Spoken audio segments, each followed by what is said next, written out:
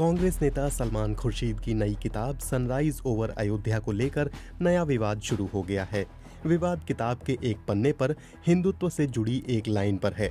BJP और VHP से जुड़े कुछ नेताओं का आरोप है कि किताब में हिंदुत्व के ताज़ा वर्जन की तुलना जिहादी ग्रुप आईएसआईएस और बोको हराम से की गई है। वहीं सलमान खुर्शीद का दावा है कि उन्होंने किताब में हिंदू धर्म को नहीं, हिंदुत्व को आतंकवादी संगठनों से जोड़ा। किताब में हिंदू धर्म के बारे में बहुत कुछ अच्छा लिखा है, लोगों को चाहिए कि वो उनकी पूरी किताब पढ़ें। सलमान खुर्शीद की किताब अयोध्या विवाद और सुप्रीम कोर्ट के ताज़ा फैसले पर है। उन्होंने इस फैसले को अच्छा फैसला बताते हुए लिखा है कि कैसे इस मकाम तक पहुंचा गया। किताब लिखने की मंशा को जाहिर करते हुए उन्होंने समाचार एजेंसी एएनआई को दिए इंटरव्यू में कहा, लोग ये समझते थे कि 100 साल लगेंगे इस फैसले को आने में, और फिर ये लगा कि तो बहुत जल्दी फैसला आने वाला है। खैर जो भी है, फैसला आ गया। फैसला आया, उसको पढ़ा, 1500 पेजेस का फैसला है, उसको पढ़ा, समझने की कोशिश करी, फिर से पढ़ा, फिर समझने की कोशिश की। तब तक लोग अपने अपने ओपिनियंस शायद बिना पढ़े हुए दे रहे थे कि मुझे ये अच्छा नहीं लगा कि आपने मस्जिद नहीं बनने दी, मुझे अच्छा नहीं लगा कि आपने मंदिर बनवा दिया। पढ़ा नहीं, समझा नहीं कि सुप्रीम कोर्ट ने क्या किया, क्यों किया, कैसे किया।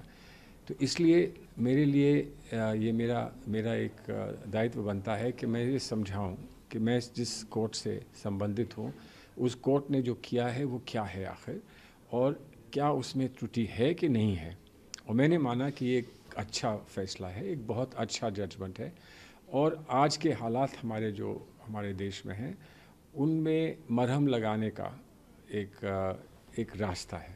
उन पर मरहम लगे और ऐसी बात फिर ना हो, इसका एक प्रयास है। सलमान खुर्शीद भारत के कानून मंत्री और विदेश मंत्री भी रह चुके हैं। इस लिहाज से उनकी किताब और उसमें की गई टिप्पणी और भी अहम हो जाती है, खास तौर पर तब जब उत्तर प्रदेश में अगले साल विधानसभा चुनाव होने वाले हैं। बीजेपी अपनी तरफ से पूरे मामले पर क्रेडिट लेने की होड़ में जुटी है, वहीं विपक्षी पार्टियां इसे कोर्ट का फैसला करार देकर मुद्दे को तूल न देने की कोशिश कर रही हैं। किताब का वो विवादित हिस्सा छठे चैप्टर द सैफरन स्काई का हिस्सा है, जिसमें अंग्रेजी में एक लाइन लिखी है, Sanatan Dharma and classic Hinduism known to sages and saints was being pushed aside by robust version of Hindutva. By all standards, a political version similar to jihadist Islam of groups like ISIS and Boko Haram of recent years. इसका हिंदी अर्थ है, भारत के साधु संत सदियों से जिस सनातन धर्म और मूल हिंदुत्व की बात करते आए हैं, आज उसे कट्टर हिंदुत्व के जरिए दरकिनार किया जा रहा है। आज हिंदुत्व का एक ऐसा राजनीतिक संस्करण खड़ा किया जा रहा है जो इस्लामी जिहादी संगठनों आईएसआईएस और बोको हराम जैसा है। इसी एक लाइन को लेकर सारा बवाल चल रहा है। बीजेपी और वीएचपी से जुड़े कुछ नेताओं ने इस पर सवाल उठाए हैं। केंद्रीय मंत्री मुख्तार अब्बास नकवी, महेंद्र नाथ पांडे, उत्तर प्रदेश के उप मुख्यमंत्री दिनेश शर्मा और मध्य प्रदेश के गृह मंत्री नरोत्तम मिश्रा ने इस पर अपनी प्रतिक्रिया दी है। मुख्तार अब्बास नकवी ने कहा है कि ये कांग्रेस नेताओं की अज्ञानता को दिखाता है। वो खुद को सेकुलर कहते हैं, उन्हें हिंदुत्व का ज्ञान नहीं है, कभी उसे आतंकवाद से जोड़ देंगे तो कभी तालिबान से। ये सब बेवकूफ़ी वाली बात है। केंद्रीय मंत्री महेंद्र नाथ पांडे ने भी सलमान खुर्शीद की किताब के अंश पर टिप्पणी करते हुए कहा कि उनकी सोच संकीर्ण और सांप्रदायिक है। अपना राजनीतिक अस्तित्व बचाने के लिए वो ऐसे बेतुके बयान दे रहे हैं, उनका बयान निंदनीय है। वीएचपी नेता सुरेंद्र जैन ने कहा कि हिंदुत्व के उत्थान से आज पूरा देश गौरव से परिपूर्ण है। दुर्भाग्य की बात है कि जिन लोगों की राजनीति हिंदू समाज को इतने वर्षों तक अपमानित करके चलती रही, जिन्होंने बार बार राम के अस्तित्व पर प्रश्न चिन्ह लगाया, जिन्होंने हिंदू आतंकवाद शब्द को आगे बढ़ाया, जिन्होंने सिमी की वकालत की, ऐसे लोगों को हिंदुत्व का उत्थान हजम नहीं हो रहा है। अब उनकी तुष्टीकरण की राजनीति का अंत हो रहा है, इसलिए उन्हें यह स्वीकार नहीं हो रहा।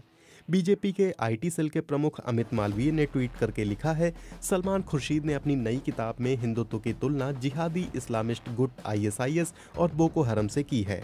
अब महाराष्ट्र सरकार में कांग्रेस की सहयोगी शिवसेना ने भी सलमान खुर्शीद पर निशाना साधा है।